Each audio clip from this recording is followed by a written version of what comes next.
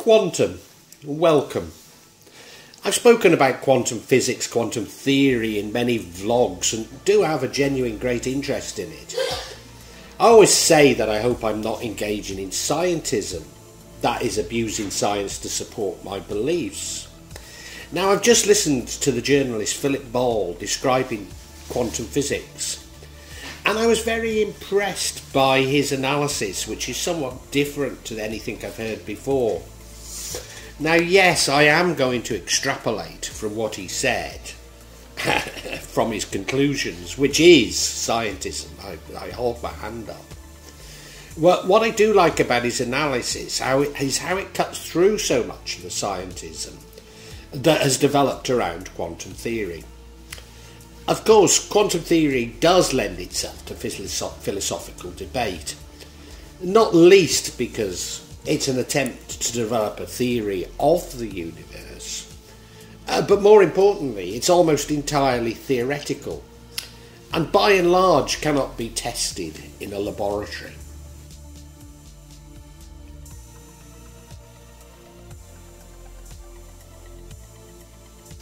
The myth. Quantum theory really only exists within the maths, and indeed that's a criticism that many traditional, which he uses the word classical physicists, so I'm going to use it throughout this vlog. Normally I'd use the word materialistic, but let's go with classical physicists. They criticise quantum theory because saying that it is only maths, it's only theoretical. A few, including the Nobel laureate Richard Feynman, know actually what this maths is telling us. And it's often quoted, but something he said was, I think I can safely say that nobody really understands quantum mechanics. So there's a series of myths that have developed around quantum theory, and these are that quantum mechanics is weird. Things don't behave in the same way as we're used to things behaving. Quantum objects can be both waves and particles. Quantum objects can be in more than one state at once, superpositioning. You can't simultaneously know the exact two properties of a quantum object, Heisenberg's uncertainty principle. Quantum objects can affect each other instantly over huge distances, which is known as quantum entanglement. You cannot exactly measure anything without disturbing it, so quantum mechanics is subjective. Everything that can possibly happen does happen. Now, all of these statements are attempts to describe quantum mechanics, some by expert physicists, some by quantum physicists. But they're only an attempt to explain the theory, and not what quantum mechanics is actually telling us. The importance of these is they've all been used from time to time, including by me, in an attempt to explain the universe, especially the paranormal, and I'm going to discuss these in detail later. Now, you could call it scientism if you like. Well, it is scientism, so I'll call it scientism. But all I've done is simply extrapolate from these theories. But what has come to me as a result of this talk is that they're only theories. And so my extrapolations are theories based on theories. Now later I'm going to suggest that they isn't everything, but nevertheless it does expose the weaknesses in some of the things that I've said previously.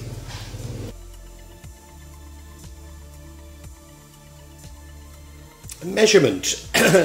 The wave function provides us with the probability of where we might find a particle, not where it actually is. So instead of describing where the object is, it seems to describe where we expect it to be. In other words, it models our knowledge rather than the quantum reality.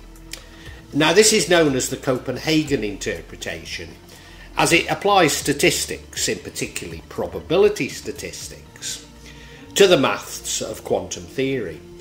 In other words, it uses the concept of potentiality to predict where a particle should be.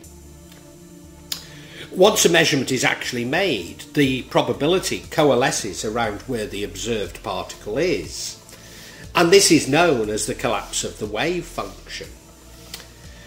So the theory seems to tell us about our expectations, not the actual behaviour of the particle. Yes, mechanistic experiments seem to confirm our expectations, but do so even when this seems to defy logic. Spins or quantum bits can be in superpositions, something I've repeated in my vlog on quantum computing, where I call them qubits.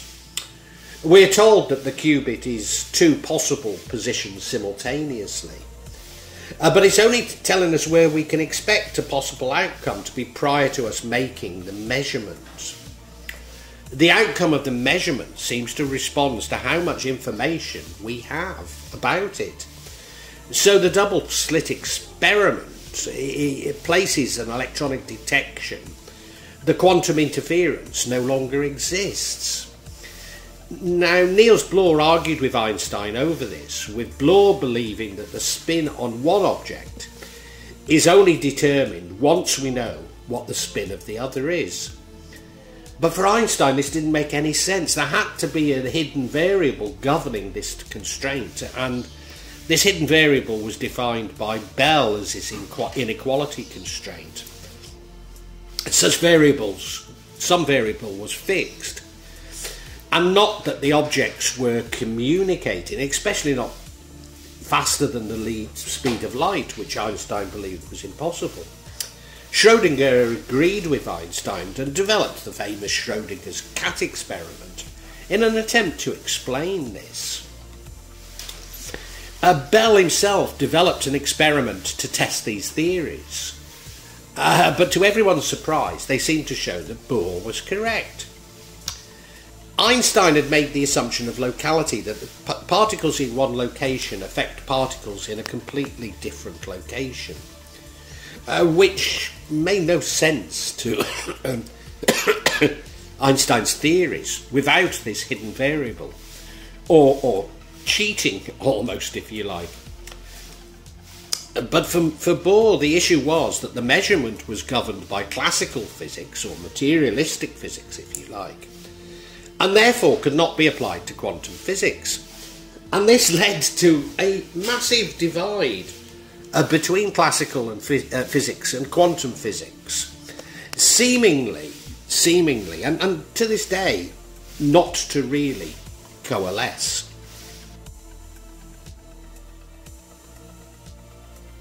Reconstituting theory, quantum Darwinism, I mean, it's quite a fringe theory, but I think it's useful to mention it. It's a theory by which it sees that only certain quantum features have the properties to survive the filters of decoherence.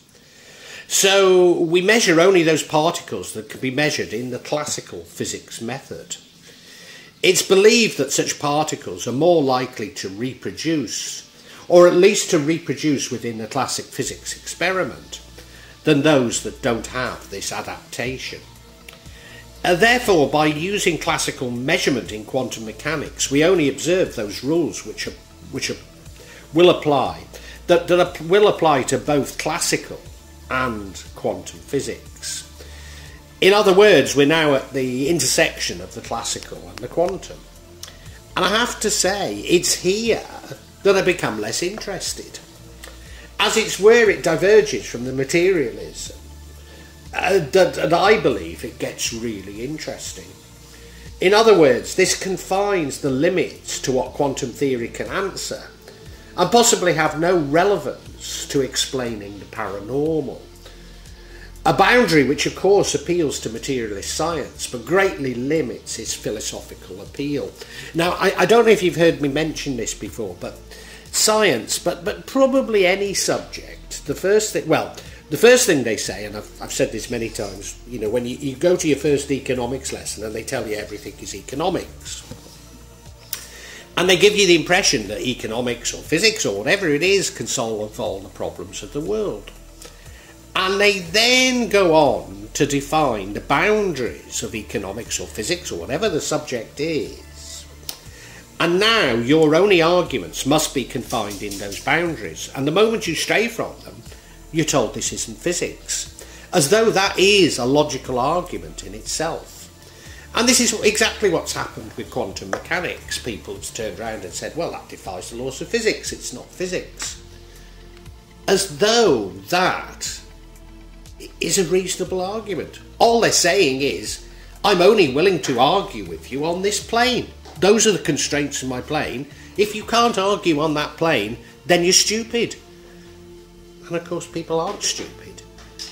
They want to argue outside the boundaries that people have created. So what I'm saying is, the moment they begin to constrain the arguments, I'm no longer interested in them. So quantum mechanics itself is more about information than what we call reality. Put simply, it puts effect prior to cause. It tells us about what is knowledge, rather than what a quantum thing is, or what it could be, the possibility curve. In other words, we measure like this, it appears like this, not it is this. Now this of course runs counter to the certainty that we've come to expect and demand from science. In other words, our insistence on the measurable and the predictable, which of course we can only achieve if we define the boundaries, that field. Because the moment we go outside of that field, things are no longer measurable and predictable. And so maybe this idea of certainty from science was always a false promise. I see it as a sort of a linguistic trick, This is physics, these are the boundaries, we can predict anything in these boundaries. But you stray from the boundaries and it can't tell you anything. Indeed, the quantum attempts to explain the micro, something that we ignore in our field of vision, that we call reality. Well, we ignore it because we can't see it. The classical physics provides a reasonable explanation of what we think we can see, but then it breaks down to the level we cannot. So talking of these fields, classical physics, what is in our field of vision, what we can see, it doesn't do that badly. I'm not saying it's perfect, but to a certain degree we ignore the imperfections. We're not interested in them. We're only interested in where the perfections lie. So therefore some aspects of classical physics do apply at the quantum level, just as some aspects of the quantum can be applied at the physical level. So they're not really different, just different levels of granulation. Now this is important because of course the argument that Niels Bohr came out with was sort of never the twain shall meet. But here the argument is, well no, it's just a different level of granulation. So in other words, if you can be willing to conceive that there is another field, another set of boundaries, then maybe the two can begin to work together. But what would this mean at an even greater level of granulation? Would that not be space? And could entanglement be also important at this level? Well, that's part of the holographic universe theory, which I've already made a vlog on and spoken about.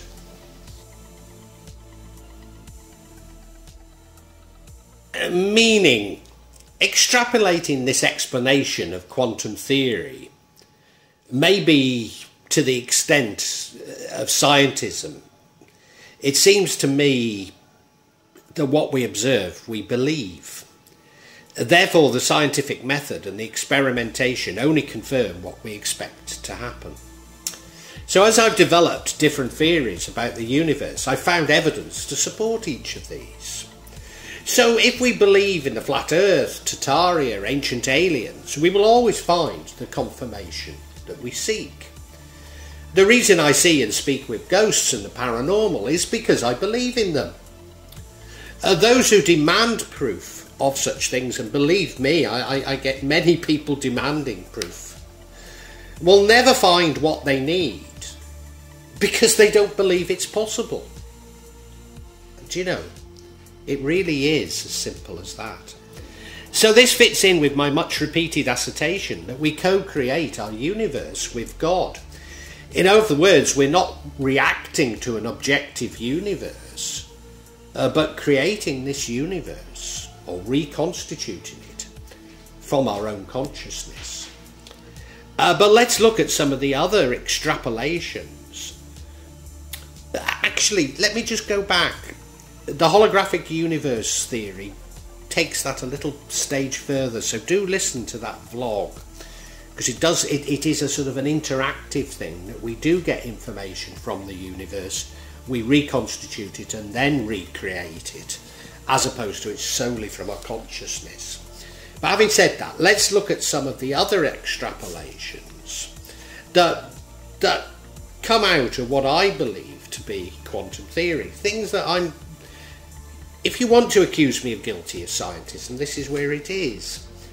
Quantum objects can be in more than one state at once, superposition.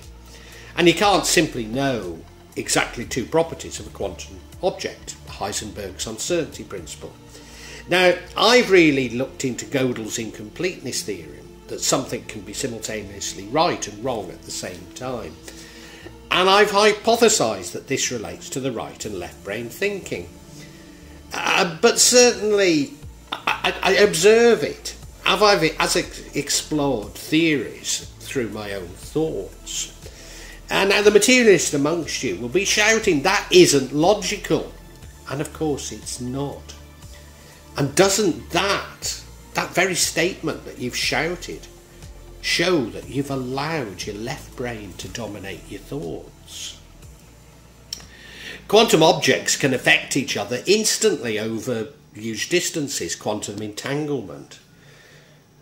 Well, this seems to explain the telepathy that certainly I as an empath experience.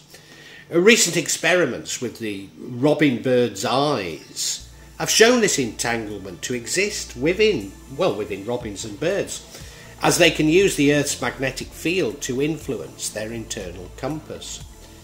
But I believe goes much further and explains how we can influence the universe and others through our will. Even more recently, it's believed that the sense of smell in all animals works in a similar way to this. Everything that can possibly happen does happen. I've always found great comfort in this, as it makes me feel better about the incredible experiences, incredible things I've seen. But it's also related to my many universes theory, which is a byproduct of quantum theory's many worlds theory, which then leads to the multiverse theory, that every time we take a decision, a new universe is created. Indeed, in my vlog, Understanding Other Dimensions, Calabi-Yau Manifold, really explores this at a far, far deeper level. In this vlog, I see additional dimensions as holding the key to the quantum. Certainly this would provide an explanation for the hidden variable that Einstein was so certain existed. But it's not a variable, simply that we don't have knowledge of enough dimensions to explain what is happening. So Einstein couldn't believe that objects that were apart could communicate, far apart. But maybe they're not far apart in another dimension. Maybe they're touching even in a different dimension, and we can't see it. Well, maybe the fact that we cannot see the quantum does suggest that this is another dimension. So in other words, maybe quantum physics is just a vignette into one of these other dimensions. So, Phillip Ball he had great clarity. Does his clarity mean that these cannot be true? Absolutely not.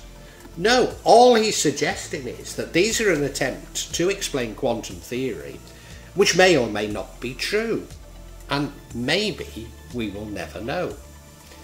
Indeed, if we do co-create our universe, how can anything be true within it? Just as my extrapolations are an attempt to explain the universe, which may or not be true, again, we will probably never know. But remember, we'll always find the proof to support what we believe. So I'm firm in my beliefs because I find support for them. But I've concluded you always will. So if we believe in these, they do indeed describe our universe.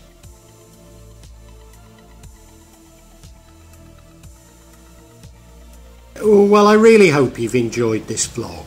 And if you have, can you help me out a little?